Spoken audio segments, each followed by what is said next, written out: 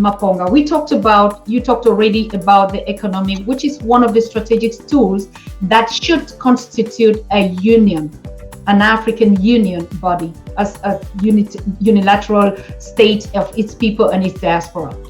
The next thing is communication. Now, we look at the issue or this instance of the Germans trying to negotiate settlements or compensation for Namibia. We had that topic yesterday, and I'm just seeing on the news that Namibia is refusing that compensation. Now, should it be Namibia to go and negotiate, or it is the place of the African Union to champion that negotiation in every terms?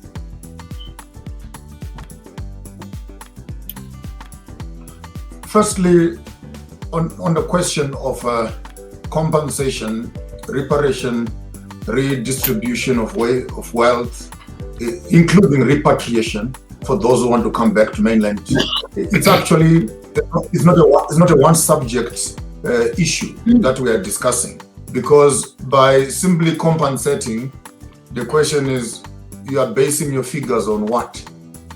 You kill 15 to 25 million people in Congo, if you are Belgium, for example, and then you walk up and say you want to compensate. It's you who wants to compensate. The question is, what is it that you want to compensate? And who determines the value of what you want to compensate? You want to compensate for the people that you killed. Can you compensate for the materials that you stole?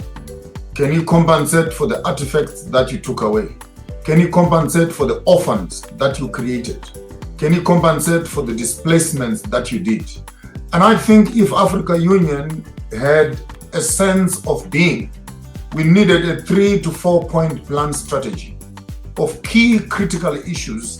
And I think one of the top ones would actually include not only the Congo massacre or the Namibian massacre, or right now I was reading the other day, the Queen of Britain has also agreed to return the 18 beheaded kings of Zimbabwe back to Zimbabwe. Now, it's nice to fly an aeroplane full of skeletons. The question is, what is the value of those skeletons? What is the value of the kingdoms that you destroyed? What is the value of the deprivation that you caused the nation? So if Africa could, this is where I wish some of our educated young people, particularly those in diaspora who may have skills of quantification and mathematics and economics, to consolidate a bill, to consolidate a destructive bill of the result and consequences of colonialism as a total, so that we can walk up to The Hague, to the ICC international courts, and submit that document as a whole. We can appoint a man amongst us who can walk up to the United Nations on one of the presentations, and representing all Africa, we can say for the past 400 years, the amount of damage that has been caused is equivalent to X. You'll be shocked that some of these countries that are harassing us now with sanctions, they actually owe us more money than the donor money they've contributed. And there's nothing called donor money. That is change money. If you look at the amount of money being taken out of Africa vis-a-vis the amount of money they're bringing back as loans and donor funding, it's an insult to intelligence. It's an insult to the nation as a whole. We cannot even be sitting here talking of Germany wants to compensate. Of course, if we were the Jews like they did for the Holocaust, every Jew would have been up in arms and called the German government to book. Now, can we, these as Africans, really become Christians who love the Israelite and Abrahamic faiths for the compensation of 2 million Jews during the Holocaust, and yet the same democratic, the same Western world cannot recognize the 25 millions in Congo, another 15, 20 million on the slave trade markets of America. For a rough figure, just for a start, we could say between 50 and 100 million people were displaced, were murdered, were enslaved, and were disenfranchised. Are you telling me that you cannot come up with a figure of how much the colonial system has caused? And we're not asking for this money again, lest it comes and it falls in the hands of the colonial, neo-colonialist politicians. who will take the money again and move it back to the same banks in the West. The question is, even if the money could be contributed, in whose hands is that money coming in? We therefore needed an African budget in the hands of responsible citizens who could fairly distribute that kind of a funding across the whole African terrain. I would look, for example, at picking up those billions that are collected. Number one, build up one African army, national army for Africa that protects all our borders, that speaks of security.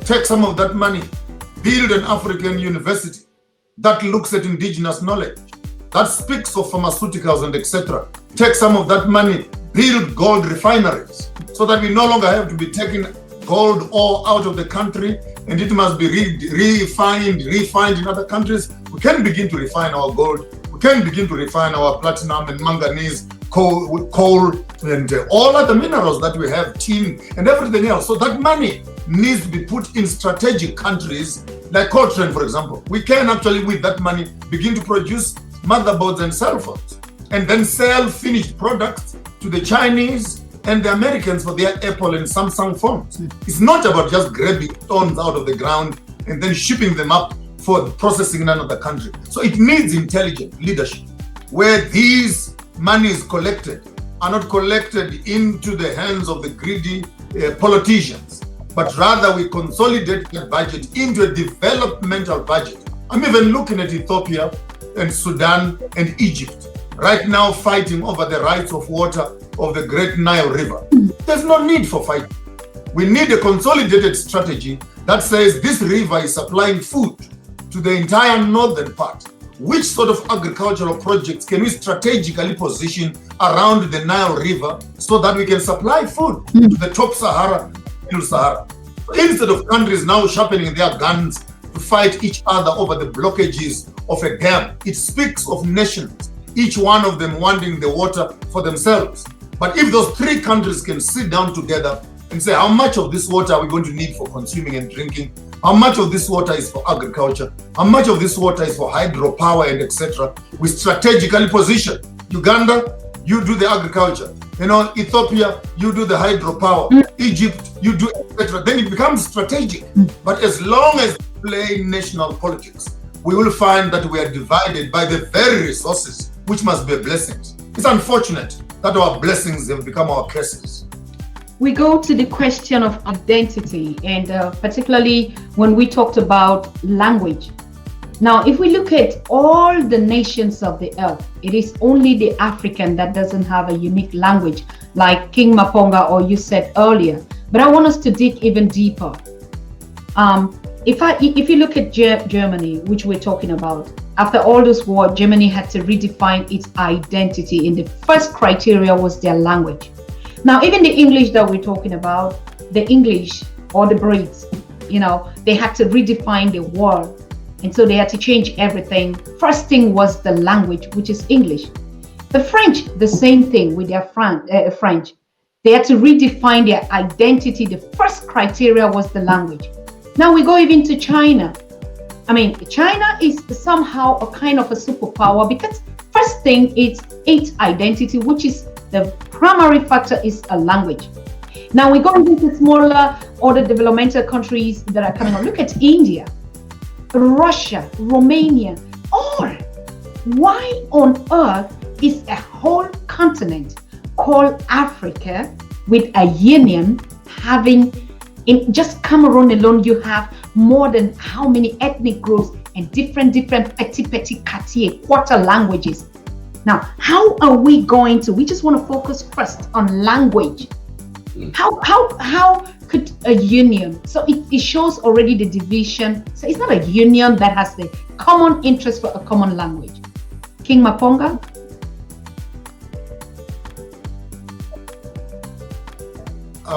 We have a proverb in my tribe that says, you cannot cut a piece of cloth, or you cannot cut your leather piece that is covering your private parts to make a hat out of it.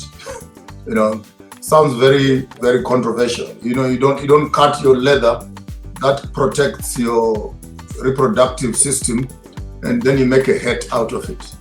It only says the interpretation would therefore mean you cannot expose more important assets to cover the least important, and you leave other issues more vulnerable. Our language is our identity. Our language is our science. It is our software. Our language speaks of our past, our interaction with each other, with the cosmology, and with our neighbors. Our language keeps for us the connecting information passed on from generation to generation, whether it is the naming of trees and plants. You find that in African languages, these names already come with meaning and usage of those plants, for example. When you mention a tree and you call it gavakava, the bitter one, that when you swallow it, it kicks out other things. So by throwing away language, you're actually throwing away a science at a deeper level. English, by all honesty, in as much as it is a communicative platform, which our generations are using it. But if you go back to language, you may find that we are forfeiting far much more. Instead of taking our languages as centers of divisions, there must be centers of study. Because if you can put all these African languages together with the people who know their language, you may actually come up with a new software, totally, which speaks to expression, which speaks to medicine, which speaks to fashion and relationships. For example, in Zulu, we don't call you a woman. That's not what you are. We don't call Elder Small a man, because that's not what he is. We call you as a woman Ndlovukazi or Nkosikazi, the one who births a king. When we look at a woman, she is actually the channel through which the king will come. So there is no king who owns a chair. The one who owns a chair is the one who is sitting on the lower chair, because what is in her will come and sit on this chair. Therefore, power is not on the man on the chair, but power is on the woman who is sitting on the side of her, because her seed is being incubated for this chair. So every king is a custodian to protect the woman and her seed. She will come and sit here. You look at a man, for example, Inkos. A man is a king. The son is also identified as a younger king. The daughter is identified as a younger queen. So in terms of language, when we undermine the value of language, we lose our respect lines. You cannot talk to your father and say you, me, you. This is cheap language. But let's take note again of another wavelength on top of the language, which I want to extend the thought to. Religion has given us another language through which we are functioning as Africans. Take it on record. The wars in Nigeria right now have nothing to do with Nigeria as a country, or Oduduwa. The wars of Oduduwa are not based on politics. The wars of Nigeria are on religion. Why? Because religion comes with language. Religion comes with economic language. Religion comes with political language. Religion comes with cultural interactions. And therefore we find that where Islam is more propagated, Arabic language becomes a much more venerated and respected language above the local languages. Christianity comes with its English, with its French and Germany. You go to school to study, you must study Greek, you must study Hebrew, you must study all these things. Some of these languages are even dead. We even call them dead languages. But because the religion you are imbibing already has the language, we would find that all the academic people, with those who are doing law, you have to study Latin to understand whether instead of studying Ma'at, which is the more indigenous hieroglyphics concept where the 10 commandments are coming from. So when you begin to talk about language, I want to stretch you further and say, what is the economic language of the continent? What is the religious language of the continent? What is the political language of the continent? Because right now the political language is that of democracy. And you look back at democracy, democracy either has morality, it either has spirituality, it's its honesty is to its masters, who bring in its own cultures, whether we understand them or not. Because you signed up a democratic treaty, you must accept even some cultural norms that are outside of your African space. So it's not just about language. The language of dress, for example, the language of fashion, the language of diet. So for me, language is not just words in which we speak. You're a communication specialist. You know the difference between a verbal language, verbal communication, non-verbal communication. But when it comes to language, our problems are actually buried in our language. What sort of language do we use when we are talking politics right now as African politicians in Africa Union? What is the language? And what prompted this program, by the way, was the issue that there was a language, there was information that was being taken out of Africa Union every night between 1 and 2 a.m. in the morning. After the Chinese finished building the Africa Union building in Addis Ababa, they bagged the toilets, they bagged the boardrooms, they bagged all the offices, and every night, without fail, information is moving, language is moving. The economic language that is being discussed in the boardroom ended up in China, in Shanghai, by the morning. All the strategies of politics that you're discussing. The language for me is much, much bigger than just the words that are coming out of our tongues. We need to find out as Africans, what sort of language are we using in developing the continent to the next level? So it's not just Swahili as a language. We're looking at the entire framework of communication of Africans, the way in which we put value on each other, on our materials, on our relationship, the software which we use. Take note of the language, the software that we use to transmit information to each other. That is language for me. So when you say we're looking for a common language, it might even sound to me we're looking for a common vision. We are looking for a common strategy. We are looking for a common economy. We are looking for a common political conversation. We are looking for a common cultural preservation. We are looking for a common reparation and redistribution sort of strategy. We are looking at common law systems. We are looking at a common cultural rebuilding. And so for me, it is much, much bigger. And when I speak like that to Dr. Small, when I speak like that to a white man, do they hear my language? We are distorted in our language because what our politicians are saying and what our common people are saying, what our royalties are saying, what our academic institutions are saying, what our hospitals are saying, they're all speaking different languages. And as we sit right here, you can actually sense the tension. We are talking about Africa Union. What Africa Union is saying vis-a-vis what we are saying, we may all be speaking in English, but we're not speaking the same language. So in terms of preservation of African language, I'm looking at the ethos of African existence as a people. What are we saying, number one, to ourselves? What are we saying to each other? And what are we saying to those that are around us? Concerning our resources, concerning ourselves, concerning our future, concerning our present, concerning our past. What are we saying when we go to school? What are we saying? When we go to churches, what are we saying? When we go to government, what are we saying? What is the language of our liberation? Hear me very well. What is the language of our liberation? I would say we're going to the topic of spirituality. Now, another critical example again. Europe have their Christianity, and Indians have their Hindus. Chinese, they have their Cantonese, not Cantonese, they have their Buddha, right? And how on earth does an African that has a union, that has a people, a race of people, it doesn't have one single, let's say, a tool that connects our spirituality? King Maponga.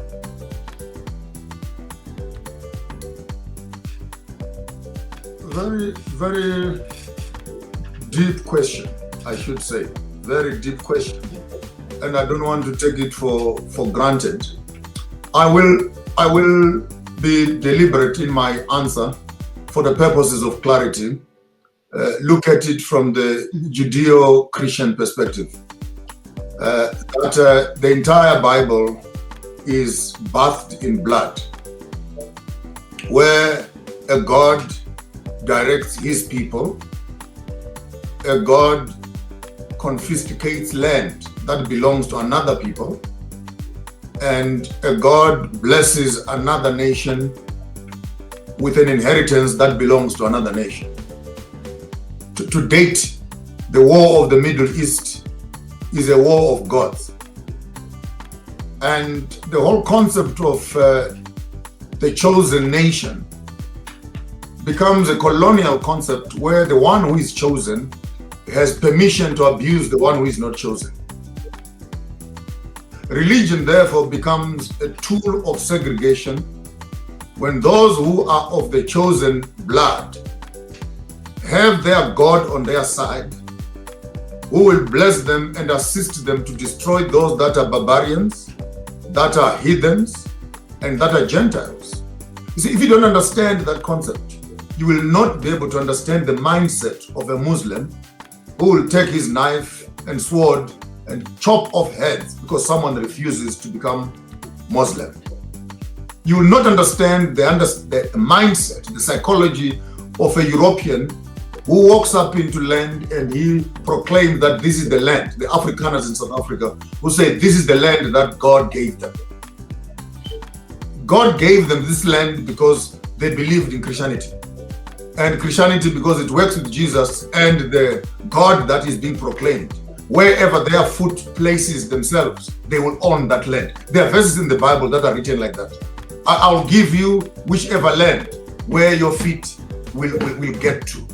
I want you to understand the danger of religion when it is in the hands of a political mindset to abuse cultural systems. At the end of the day, this business is a business of gods. Whose God is more stronger than the other, and whose God can subdue the other.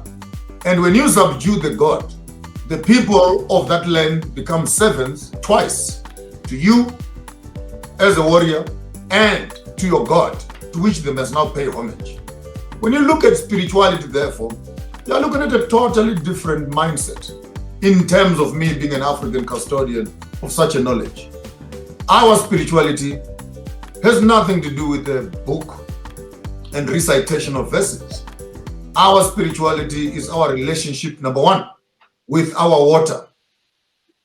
Number two, the relationship with our air. Number three, the relationship with our land. So the African therefore spends his life interacting with these elements. That gives him the relationship with himself, with the elements that are around him.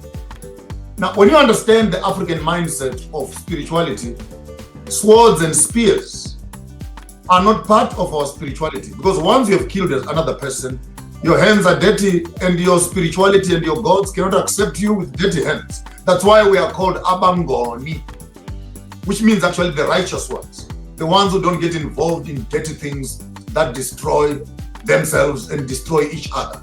But unfortunately, the African did not notice that Eurocentric religious expressions would come in the glove of education, will come in the glove of legislation and governance, and ultimately, by accepting the Eurocentric framework of religion, we actually accepted a Trojan horse that now says, love your enemies, number one. Number two, if a man claps you on one cheek, give him the other cheek. Number three, pray for those that persecute you.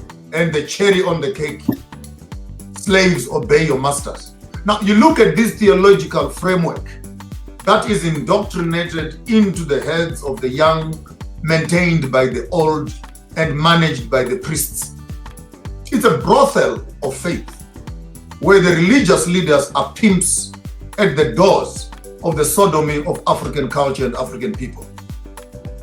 We cannot speak of spirituality in the framework of Eurocentric mindsets, which gives you one day a week when you must become Christian, the other days you must go to work. To an African, if I'm drinking my water, it's a religious expression. A bit in my mouth a bit on the ground, and I pass on the calabash to another person that is there. Sharing is right there. If I am eating, a bit to the ground, a bit to my neighbor, take a piece of meat, and I break to the one that is younger than me. There is society right there, and community is right there. So when you speak of spirituality in the African space, it is a daily manifestation, appreciation of the environment in which I'm living in. European religious systems are schizophrenic by nature, because you must have this personality when you are in this place and that personality when you are on the other place. And in conclusion, the European gods don't know the African. Because if the African comes with his drum, with his language, with his clothes, and he walks up into a church, the pastors will be traumatized. Because this is barbaric. And God cannot deal with an African when he looks like an African. God of the Bible and God of the Europeans can only deal with the African when he has removed these things. And he puts on a jacket and a tie. And he responds to music that is on an organ and etc. Then he has become spiritual. Which by now, Corona has told us. The church needs us. We don't need it. And if there is no church in our hearts, we're wasting our time in the building that they call the church. So African spirituality is actually that which connects us. And in the words of Dr. Small, that is the language, that is the blood that flows in all of us. And as Africans, we can connect with Umvelingangi, the one from everlasting to everlasting. Unkulunkulu, the one who birthed our grandfathers. Mwari, the one who lives inside us. Gainyame, the one through whom everything that is has become. So when you begin to teach an African of a Jesus who died on a cross, we don't have that kind of theology in African spaces where you hang a man on a tree and then you say, this man serves you. We have millions of people that have suffered here. The question is, where is the savior for the African? And if the Jesus of the Bible gives the Jews Palestine as their inheritance, question, Dr. Tata, what has this Jesus given to the African? And what has Muhammad and Allah given to the African? And if your religion cannot be translated to economics, to politics, to governance, to culture, it remains as a potted plant in the hands of colonial masters. And Africans have been made to look after potted plants. True spirituality, break the vase, plant the idea on local ground. Let it sing and eat and breathe from the local soil. Then we and our God become one. Maari, Maari. He is in me. I am in him. And hence when I look at you, I don't look at you only as one person. That's why in Shona, when I greet you, I say, Makadini. And that is plural. That's not singular.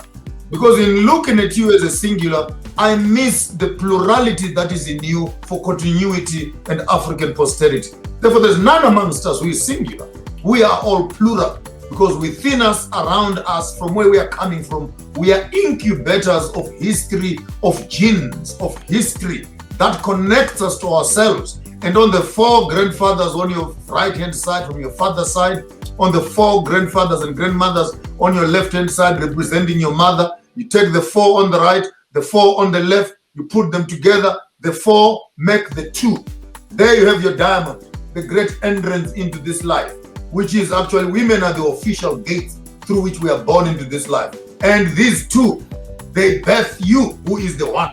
So by talking to you, I'm actually talking to the ancestors through which you have become an existing human being. African spirituality therefore understands that if I can put my four tribes on the right, four tribes on the left, and I put them together, the four give me the 16, the 16 give me the 64, the 64, it's exponential.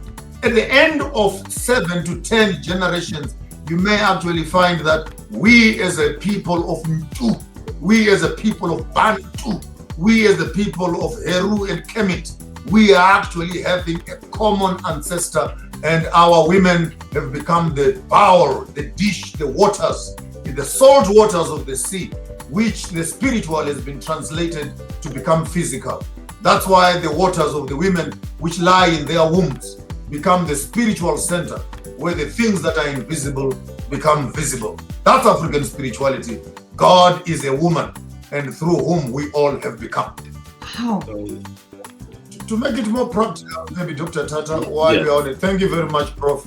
To make it more practical, for example, our totemic connections. Surnames are new. We did not have surnames. Surnames are a new invention that came with masters so that slaves could be known where they are and where they belong. That's why you end up now with a name and surname. But to go back in our African space, we don't have surnames. We have tribal and clan names, which are totemic. There are 3 types of totems that you would find. Number 1 are the totems of the waters. Number 2 are the totems of the mountains. Number 3 are the totems of the air. Again, on our spirituality. Therefore, if you pick up any African child from wherever they are, and you would say you are a lion, for example, as your totem, in all various languages, the lion is a lion. Then you get to Malawi, the same lion becomes the totem, the bandas. You get to Zimbabwe, they become the sibandas. You get to South Africa, they become the mtaungs. You get to the Xhosas, they become the Mgonyamas. It's one totem, different languages. Take note. But they're actually saying within our migrations as Africans, if you are related to the lion, you are actually coming from a single source.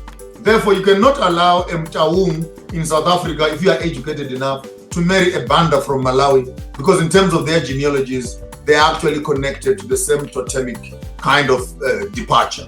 You go to the Mkanyas, for example, who are the Piris in Malawi, with the great monkey, the Rafikis of Kenya and Tanzania and Congo and Guruswa. When they get to Zimbabwe, they are the Vudzigenas, the rulers of the great Zimbabwe, the Mwenemtapas. You get to Botswana, they become the Kabos. You get to Kwandebele, they are the Skosana. You get to the Xhosa land, they become the Jambases, the Lisas, the Mcholos, the Chwene in Lesotho, the Fakudzes in Swaziland. It's one big surname. And when you begin to understand our totemic connections to each other as Africans, and this is true from Djibouti to Lesotho, from Swaziland to Congo. If you ask your name, I'm Susan Tata. Okay, what's your totem? If you don't know, go back to your grandmothers. You may find that you are related to the crocodile, you are related to the fish, you are related to the bird, you are related to the buffalo, you are related to the rabbit, you are related to the hyena, and all these totems give you actually the division. And within our totemic connections, again, that's where our conservation was actually inculcated in. It means that if I belong to the buffalo, when I go hunting, I don't kill a buffalo because the buffalo is my relative. So basically, you already find there's a conservation concept within the African concept. You don't eat everything, you don't kill everything, but you are related to everything. And if you look at your 4 totems again, as I give you now, and you get those animals and you put them together, it then gives you the esoteric explanation of the temperaments, the attitudes, the relationships that you have with nature, with yourself. And again, when you understand that, marriages begin to have a conversation there. Those that are in the mountains, it is dangerous to marry those that are in the mountains.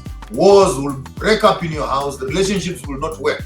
You need to find again, how do you mix the totems of the mountains with the totems of the rivers, and the totems of the rivers with the totems of the air. And in the event where the 2 totems are mixed together, then traditional ceremonies come into place to try and cleanse these animals to make sure that they can live together with each other. That's the science which our forefathers have left with us. And in the abundance of books, we have lost the spirituality of our very existence. If we are looking forward to a united Africa, do we really think that the structures that we have in place would achieve that? I go back to you, King Maponga.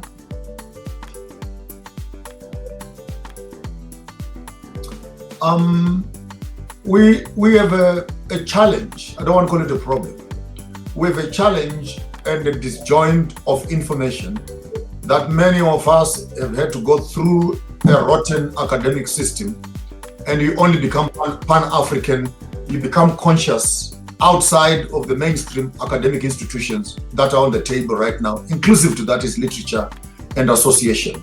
We somehow think that mysteriously Africans are going to come together without an intentional educational, academic, entertainment, spiritual conversation that might have to begin as early as cradle roll in kindergarten. Yes. Backtrack a little.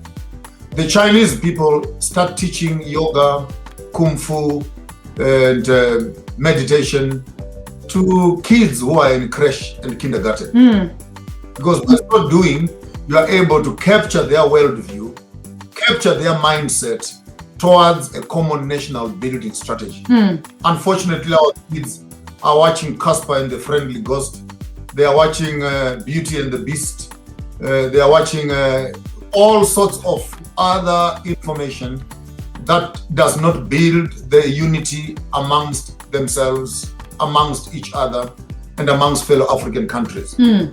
I would always be a propagator of a 400-year plan, which is a long-term strategy to undo the 400 years of oppression that we went through.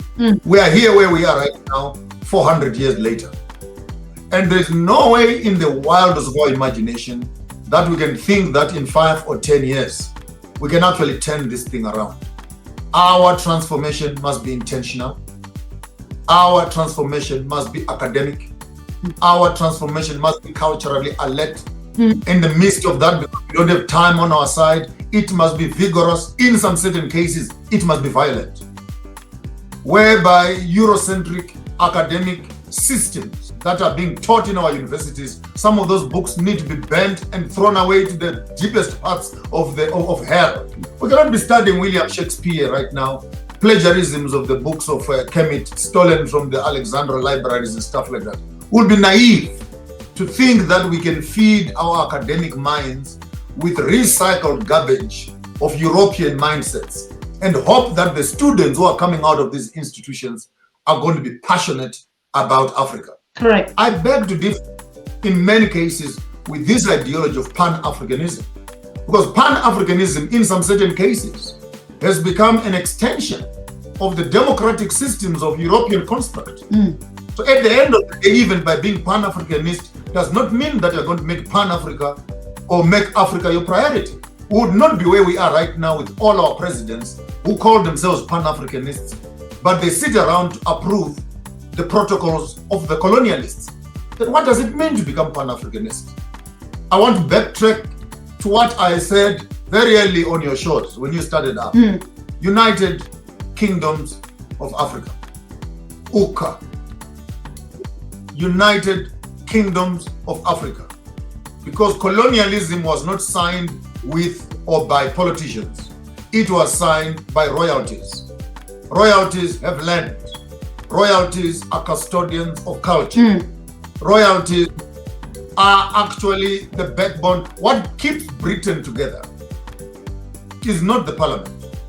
It is a common royal understanding of their monarchs and everyone in that kingdom saying that they are subjects. Even on colonialism, they were making vassal states and African countries to become subjects of the royal monarch. Now, if you don't understand that psychology, you will not understand the judicial system, where our people still dress up like crazy little British midgets with those white wigs hanging on their heads. You won't understand the banking system.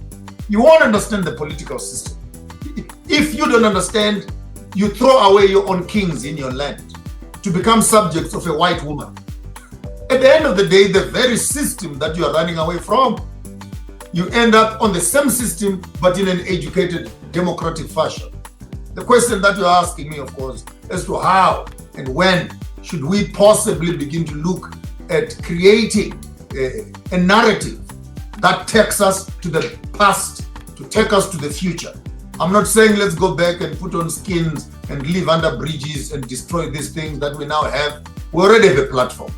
But in my tribe, we say when the pumpkins grow into your neighbor's house, they no longer belong to you. They belong to your neighbor. In other words, things and the systems that have now come into our spaces of function, we can utilize some of those systems to the best of our abilities without necessarily throwing away ourselves. Therefore, understanding of self and our continent becomes primary to us beginning to fight. And the best way, by the way, Dr. Small, I read this small little proverb somewhere, I can't remember who wrote it. The best way to fight a colonial system, the best way to fight it is to embrace your own.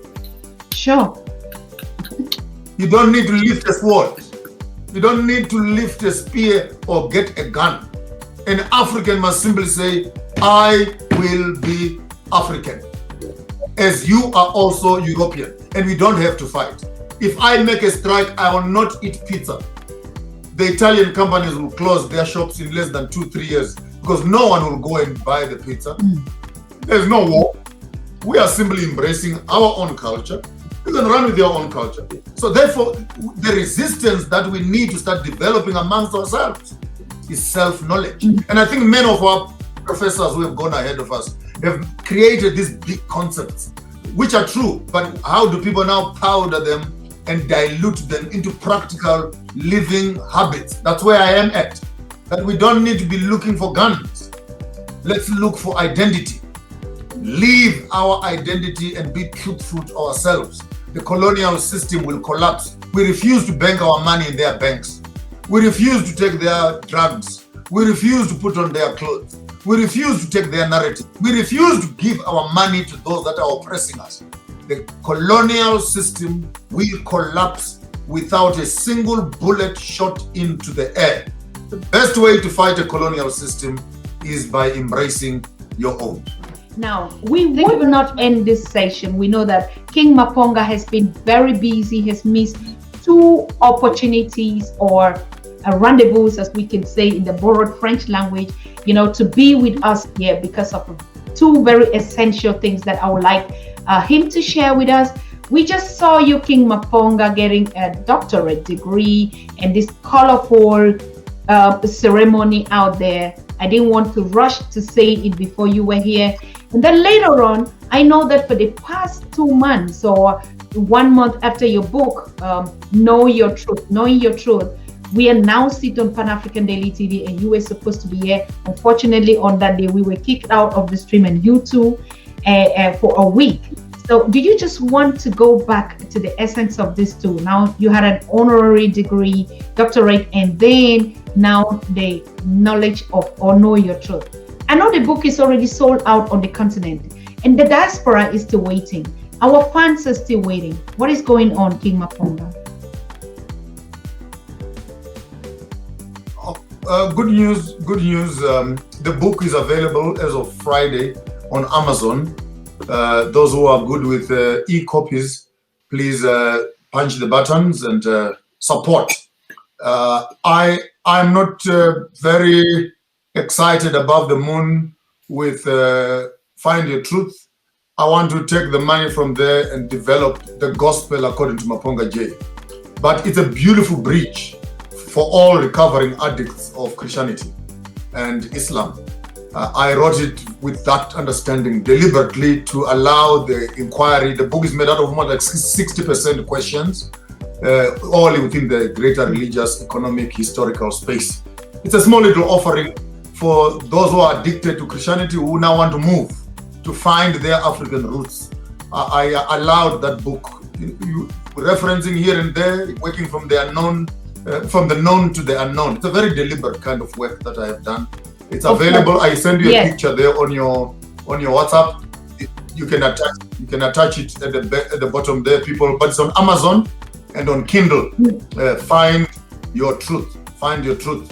The hard copies, I think it may take another few days or so while we are populating that space. The recognition for community contribution comes from Emmanuel International Theological Seminary, where some archbishops and pastors felt they wanted to recognize the work that I have done. I have also been approached by Sadak University, who are organizing another honorary, and even University of South Africa, UNISA, locally. Some of the works that I have done also in community participation. It's a great honor. I'm humbled and I'm thankful. I got a call this week, I think, from Zambia for some for academic work also. Gambia is also calling me, and the academic institutions there. And one of my books is actually being used in Massachusetts. In one of the universities, there's a theological book for some of the space. But I think it's a contribution that we are making out there, and fellow Africans beginning to recognize each other in what we are doing for participation. For what it is worth, I'm thankful and I'm grateful. Even without the academic recognition, we would still continue doing what we are doing. For some people choose their paths, some people their paths choose them. Okay. Professor James Moore, I was thinking about this book. No, King Joshua, you can't just come and just tell us where to get the book. Remember, we had a discussion, you and I. We would have to go through the principles of that book, because when you were here the first time, the first thing that the audience was requesting is, we need an alternative Bible. That was the question that pushed forward that work. And I'm very grateful you went through that work, because we are saying it will be difficult for make these other systems irrelevant if we don't propose or provide alternatives. So we want to know that Know Your Truth should be that contemporary work.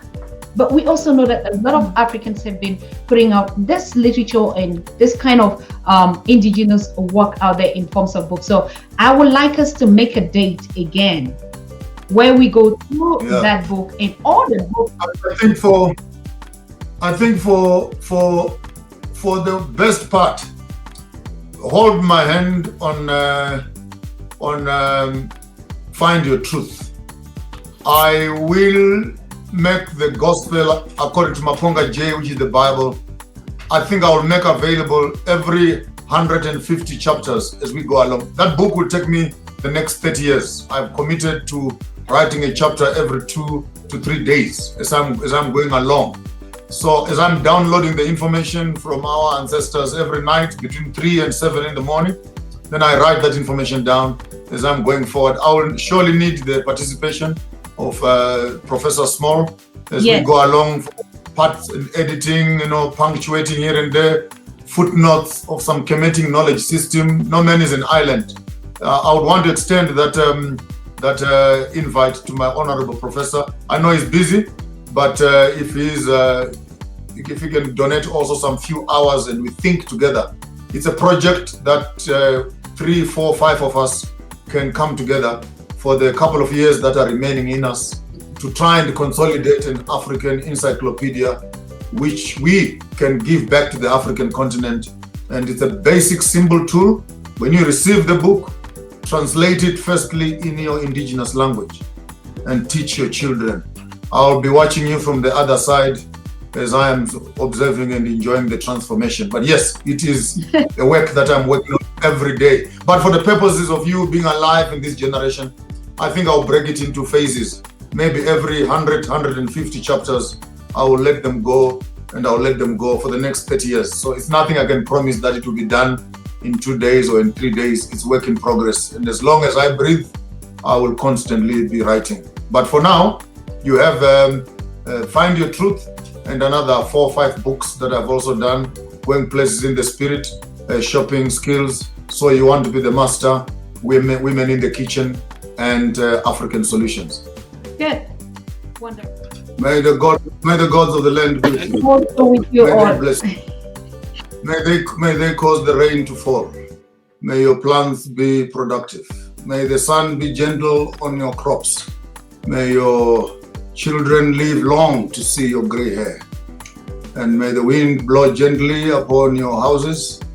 And may they visit you in the midst of your dreams. Let visions and dreams be abundant. Let there be an awakening amongst the African people. May we raise our hands and connect one with another. And we look at you and we see ourselves, knowing that the future we are waiting for. I am the future you're waiting for. You are the future I am waiting for. The destiny of tomorrow is on our shoulders. Let's live, let's uplift, let's recognize, let's earth, let's connect, let's work, let's find each other. and build this continent to what we want it to be. It starts off with me, in my house, in my expenses, in my thinking. Let that grace, let the wind of this great motherland, as we drink our waters, let's all remember we are connected by this great source of life. As we breathe into each other, we are living together. As we touch the soil, we are connected to the history which now lives in us, in the flesh. Therefore, we are all spiritual beings who are having a physical experience. Find that spirit, live that truth, find it, and you will find a better tomorrow for yourselves and your children. Let that peace rest upon the children of the land. I thank you. You are watching the Pan-African Daily TV with Dr. Susan Tata. The Africa we want: unity, consciousness, our culture, our spirituality, our history. One Africa for Africans worldwide. Motherland's calling its diaspora home. Join my voice. Join my team. Join my campaign. Campaign 21 hashtag 1 million subscribers on the Pan-African Daily TV YouTube. Be a volunteer. Apply now. Be the new Africa.